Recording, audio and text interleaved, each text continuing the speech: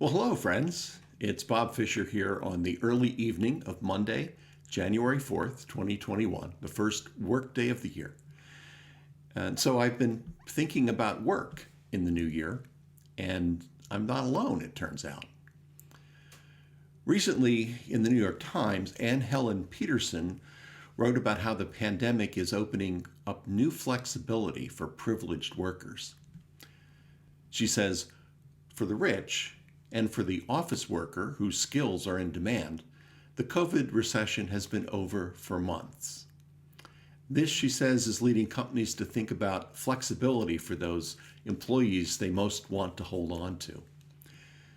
And she continues, that sounds great, but actual work-life balance, the kind that comes with health care and the ability to someday retire, should be for everyone, not just for programmers and web designers.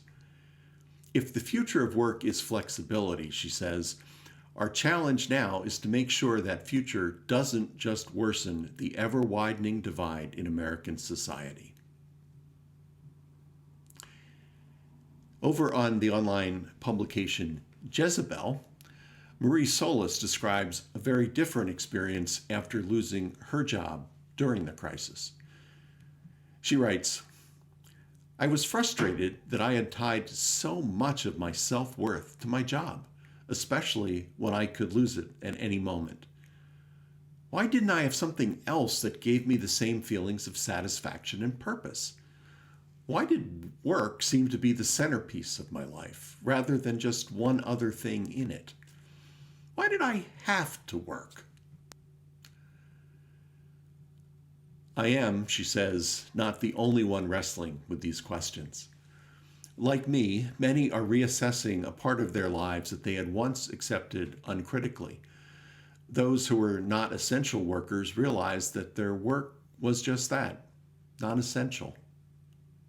Others discovered that, at the very least, they didn't have to put in 10-hour days to get their work done, or even to be considered good at their jobs. This wasn't a matter of addressing burnout or general malaise. The pandemic had dramatically altered their very conception of work and made them question the very notion that their lives should be built around it. Now, these are some rational and very necessary questions to ask about the ways we find meaning in life. And these questions aren't new. It was nearly 4 decades ago that the spiritual master Thomas Merton reflected on the role of work in the fully human life.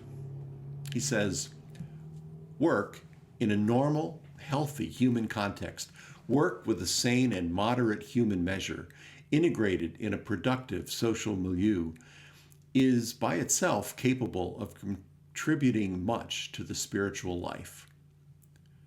But work that is disordered, irrational, unproductive, dominated by the exhausting frenzies and wastefulness of a worldwide struggle for power and wealth, is not necessarily going to make a valid contribution to the spiritual lives of all those engaged in it. Now, we can't escape either the toil of work or the meaning that we derive from it. And it doesn't matter what we do, whether we earn a living or keep a home or raise children or practice art. Merton knew that the complete spiritual life meant finding and encountering the holy right here in the ordinary activities of life. So the question for us isn't whether we work, but what we work on. Are we doing the difficult work of letting go of ego and pride, of material attachments, so that we are open to being the selves that the Holy One created us to be? It's a biblical question, and it's worthy of a sacred reading of the prophet Isaiah. So let's begin. As I read this scripture, it's Isaiah 55, verses 1 to 3. And in the brief silence afterwards, just notice what words, phrases, or ideas stand out to you in the text. Listen, are you thirsty for more? Come to the refreshing waters and drink. Even if you have no money, come, buy, and eat. Yes, come and buy all the wine and milk you desire. It won't cost a thing. Why spend your hard earned money on something that can't nourish you, or work so hard for something that can't satisfy? So listen carefully to me, and you'll enjoy a sumptuous feast, delighting in the finest of food. Pay attention and come closer to me, and hear that your total being may flourish.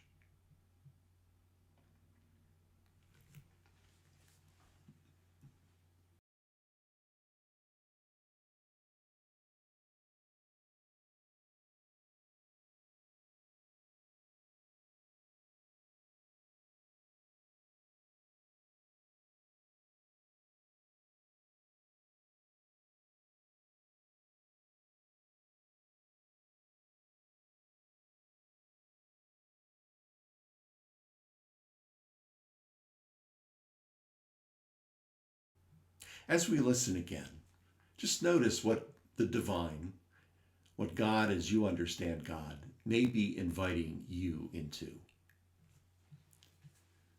Listen, are you thirsty for more? Come to the refreshing waters and drink. Even if you have no money, come, buy, and eat. Yes, come and buy all the wine and milk you desire.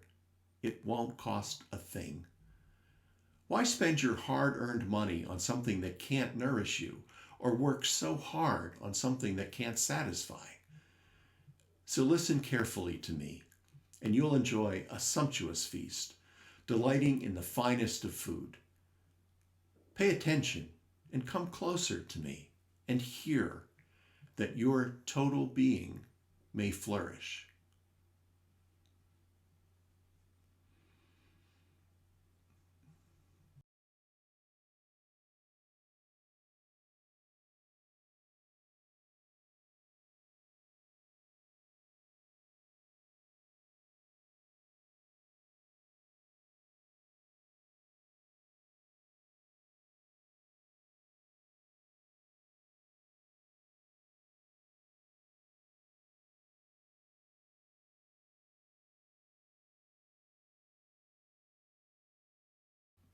And as we listen one final time, consider how you might like to respond to the invitation that's been offered.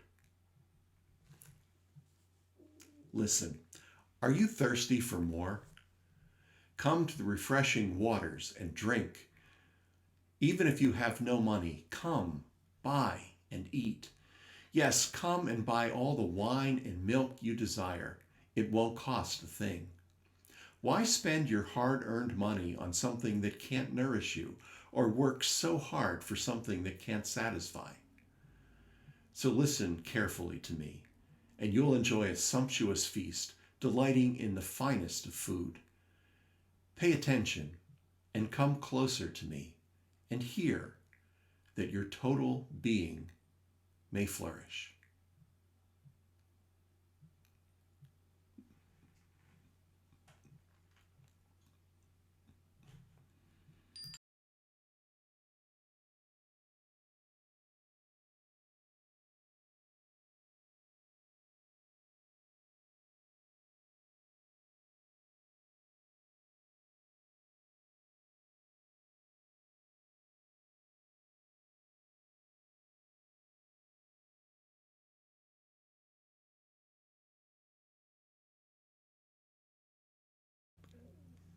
Go in peace, friends, with this reading from Metta Herrick Carlson's book, Ordinary Blessings. This is titled, For Good Enough.